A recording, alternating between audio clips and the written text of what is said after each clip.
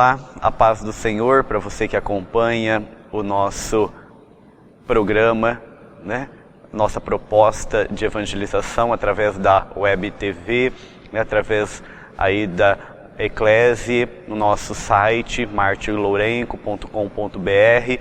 É sempre uma alegria nós estarmos juntos e hoje, de modo particular, nós vamos falar um pouquinho sobre os evangelhos. Uma introdução muito rápida, sintética, porque exigiria muito esforço, muito aprofundamento devido a toda a demanda que os evangelhos nos traz. Mas nós vamos fazer essa pequena introdução, justamente entrando nesses 4 evangelhos. A um primeiro momento, os sinóticos, Mateus, Marcos e Lucas, sinóticos que quer dizer uma visão em comum, uma visão mais ou menos igual a respeito da vida pública de Jesus, diferente de João, que já vai numa outra perspectiva. Então são 4 facetas, 4 caminhos, 4 perspectivas a respeito da mesma pessoa, Jesus Cristo, nosso Senhor, nosso Salvador. Cada um com a sua característica, porque cada um tinha o seu modo de ver, tinha o seu destinatário próprio, tinha sua comunidade própria, seu ensinamento próprio, sua formação própria, por isso que nós temos aí as características de cada um. Se a gente pega já Mateus, esse publicano que teve contato próximo com Jesus, que foi chamado pelo próprio Jesus a caminhar com o Mestre, Mateus já vai colocar o evangelho seu, a pessoa de Jesus Cristo, mais na ótica do reino de Deus.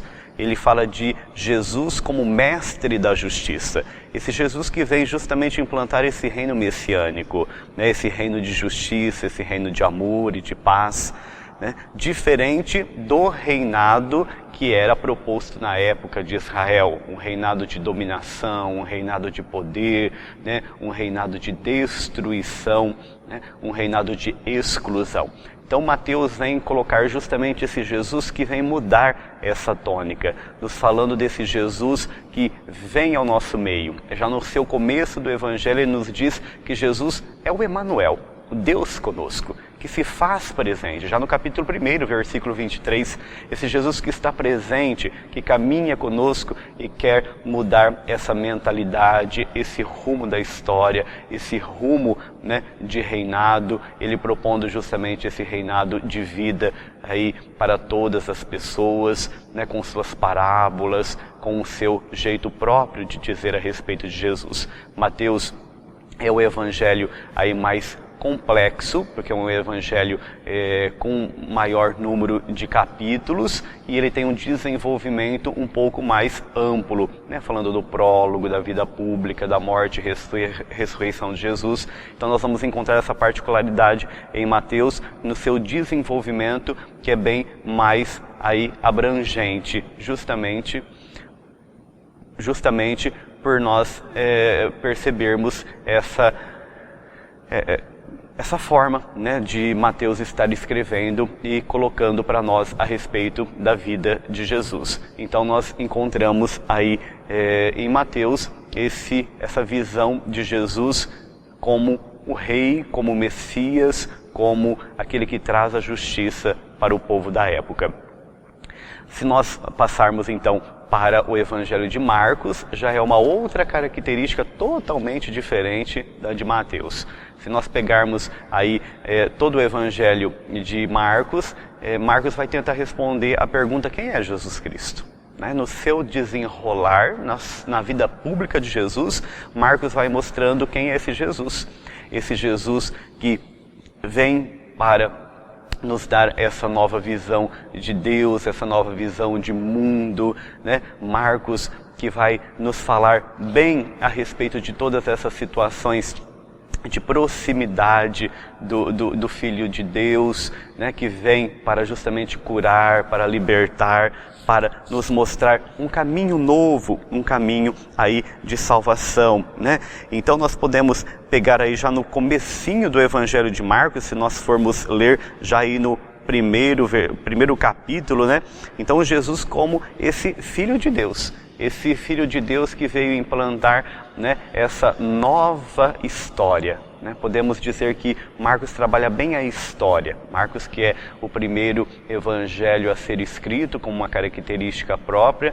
né? Ele fala justamente dessa história porque Jesus está inserido ali na história, desse Jesus histórico, né? Que com as suas peculiaridades, ele vai curando, vai libertando, vai mostrando o caminho de Jerusalém e vai nos dando essa proposta nova, né, de Jesus como o nosso Salvador. Então, quem é Jesus?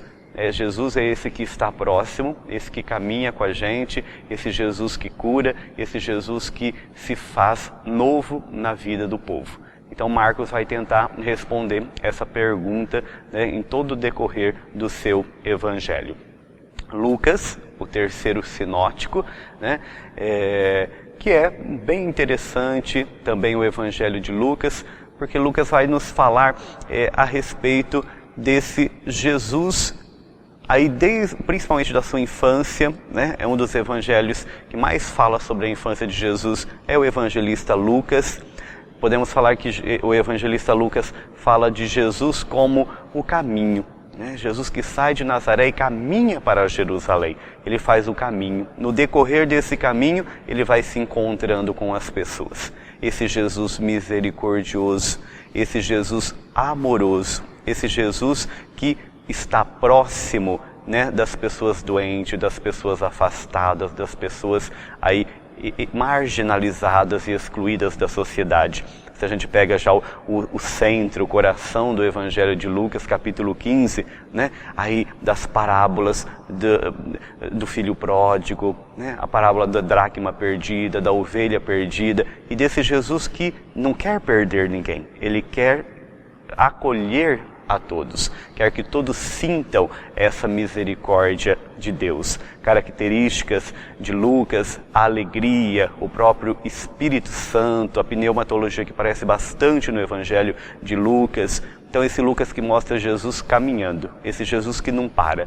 está sempre caminhando rumo a Jerusalém, rumo à sua meta, mas ao mesmo tempo mostrando que acolhendo as pessoas é um jeito novo de se aproximar de Deus. Numa sociedade tão excludente, que era da época, aí Lucas mostra essa nova ótica de Jesus que acolhe, ama e recupera todos aqueles que estão perdidos. Então a gente percebe que entre os sinóticos há essa característica, né? Essa característica de proximidade, essa característica de cura, essa característica de justamente Jesus estar anunciando essa nova proposta, né, de vida, de libertação, né, de um novo jeito de viver e de ser, no qual ele foi enviado pelo Pai justamente para isso. Então essa visão dos sinóticos. Diferentemente, se nós pegarmos aí o Evangelho de João, que já é falando desse Jesus mais divino, não tanto histórico, esse Filho de Deus, a palavra eterna do Pai que se encarna e que agora mostra essa realidade nova de um Deus misericordioso, né? De um Deus que vem para trazer a vida. Se nós pudéssemos resumir o Evangelho de João, poderíamos dizer isso. Jesus que vem por conta do Pai nos mostrar esse caminho de vida, né? No entanto, João 10:10, eu vim para que todos tenham vida e vida em abundância. Nós não vamos encontrar muitas curas e muitos milagres no Evangelho de João. Aqui nós vamos encontrar só 7 sinais. Ao invés de milagres, João fala de sinais. São 7 sinais, né, que também não deixa de ser um milagre, não deixa de ser uma cura, mas numa outra perspectiva, né, de mais diálogo, de mais encontro, de mais reflexão com Jesus, no qual Jesus dialoga mais. Então nós temos esses 7 sinais. E a centralidade de João é justamente mais a paixão, morte e ressurreição de Jesus, no qual nós encontramos aí muito mais capítulos que relatam a respeito dessa realidade última de Jesus Cristo aqui na Terra. Os outros evangelhos também trabalham isso, mas de forma muito mais complexa, muito mais inteira e muito mais fundamentada, nós encontramos justamente João, por isso que nós o lemos aí praticamente em todo o período, né, de Quaresma, de Páscoa, né, de Semana Santa, no Tríduo Pascal, porque João é mais complexo nesse sentido. Mas é esse Jesus divino que João vem nos mostrar, é esse Jesus que veio para nos dar essa nova visão de mundo, de Deus, de convivência com o próximo. Portanto, irmãos e irmãs, né, como é bom a gente se aprofundar mais no Evangelho. Claro que aqui eu estou passando assim umas informações muito gerais, né, muito simplórias.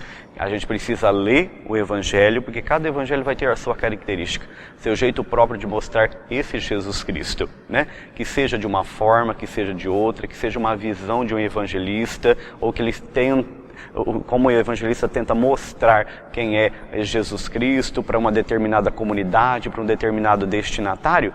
O importante é que justamente nós reconheçamos esse Jesus no nosso dia a dia, na nossa vida, no nosso coração. Que nós realmente o busquemos e o coloquemos como sentido para a nossa vida.